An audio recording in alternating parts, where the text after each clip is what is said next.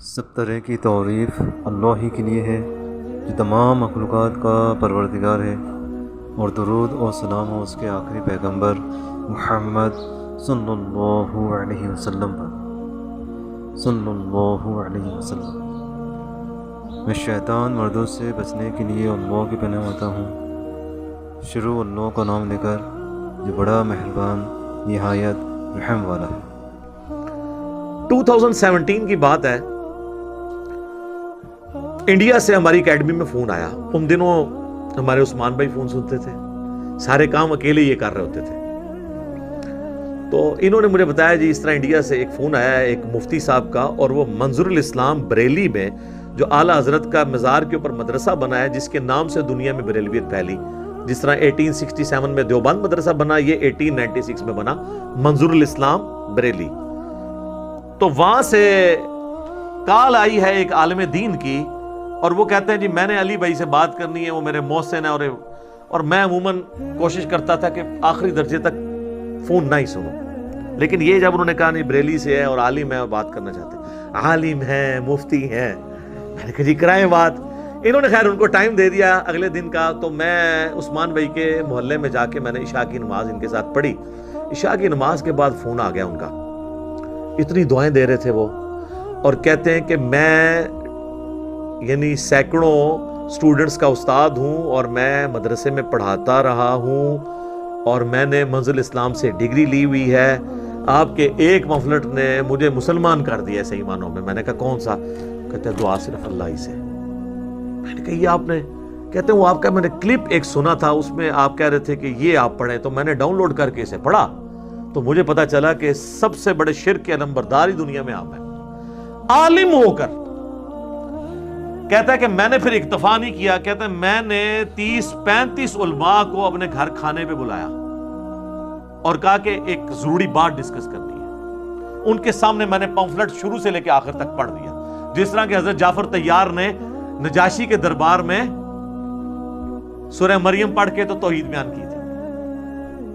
اب یہ پمفلٹ جب کو پورا سن لے، 8 صفحے ہیں، تو جتنی چلاکیاں ان کے بڑوں نے ان کو سکھائی ہوئی تھی، اور اس طرح مان رہے سن جی میں وڈے مندر ہے، وہ ساری ختم ہو گئی۔ کہتے جب پمفلٹ ختم ہوا، میں نے کہا جی کوئی کوشچن کسی بندے کا توحید کے حوالے سے، غیر اللہ سے استعانت کے مسئلے میں، تو سارے علماء نے اپنا سر پھینک لیا۔ انہوں نے کہا یہ جو کچھ اس نے لکھا ہے نا، اس بات کا کوئی جواب ممکن نہیں ہے۔ تو انہوں نے کہا یار پھر ہمیں، تو وہ کہنے لگے پھر یہ اعلیٰ حضرت کو بات کیوں نہیں سمجھ آئی؟ ہائے ہائے سبحان اللہ۔ ابو جہل ابو الحکم کہا جاتا تھا، نبی علیہ السلام کی بات اسے سمجھ نہیں آئی ہے۔ ابو جہل تو ہم اسے کہتے ہیں نا بعد میں کہ وہ جہالت کے باپ، ورنہ وہ سب سے بڑا حکیم تھا، جس طرح ہم کہتے ہیں ڈاکٹر اقبال کو حکیم الامت، تھنکر، تھنک ٹینک، فیصلے بڑے بڑے جو ہوتے تھے، بیٹھتی تھی پنچایتیں جنہیں ہم کہتے ہیں، بڑے بڑے جرگے، ان کے وہ فیصلے کرتا تھا ابو الحکم۔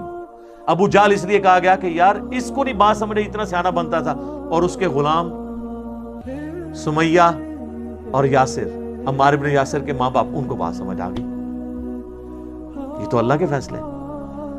تو کہتا میں نے کہا یار اعلیٰ حضرت کو چھوڑو، سورہ التوبہ کی آیت نمبر 115 ہے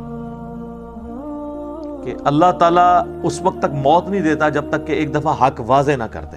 ہر شخص کی زندگی میں یہ موقع آنا ہے، تو تم پہ آئے، تم قبول کرو۔ تو وہ لاجواب ہو گئے، لیکن آئیں بائیں شائیں کرنا شروع ہو گئے۔ انہوں نے کہا یار اگر ہم یہ کریں گے تو یہ تو ہمیں یہاں سے نکال دیں گے، اور ہمارا تو ہمیں کون مسجد میں رکھے گا، اہل حدیث کے پاس جائیں گے وہ بھی ہمیں قبول نہیں کریں گے، سب سے بڑا مسئلہ یہی ہے۔ اچھا خیر وہ بڑا کہہ رہا تھا کہ یہ بہت زبردست چیز ہے اور ہم یہاں پہ دعوت کا کام کر رہے ہیں۔ مجھے صرف ایک کوشچن کا آنسر نہیں مل رہا تھا کہ بھئی اس کو کیسے ہدایت مل گئی؟ میں نے کہا یار تم بھی تو مولوی تھے، تم نے اپنی نوکری کی فکر نہیں کی ہے؟ کہنے لگا جی میں تو نوکری کرتا نہیں ہوں، میرا تو فرنیچر کا بزنس ہے۔ ہاں تو اس لیے مجھے آخرت کی فکر اپنی تھی۔ اگر میں بھی مسجد یا کا وہ والا ہوتا، وہ والنٹیئرلی پڑھاتا تھا بچوں کو، تو کہتا ہے میں اس سے کماتا نہیں ہوں، میرا اپنا بزنس ہے، میں اس سے کھاتا پیتا ہوں، مجھے کوئی پرواہ نہیں، کوئی مجھے مدرسے سے نکال دے تو میری روٹی تو نہیں بند ہونی۔ تو وہ جو میں بار بار کہتا ہوں نا، میری روٹی دین کے ساتھ نہیں جڑی ہوئی، میں دین سے کو بیچ کر اپنے لیے 1 روپیہ کمانا بھی حرام سمجھتا ہوں۔ کیوں کہ جب روٹی دین کے ساتھ جڑ جائے گی پھر آپ کو کوئی حق بات نہیں بتائے گا۔ کیونکہ اسے فکر پڑ جائے گی کہ میرے ساتھ کیا بننا ہے.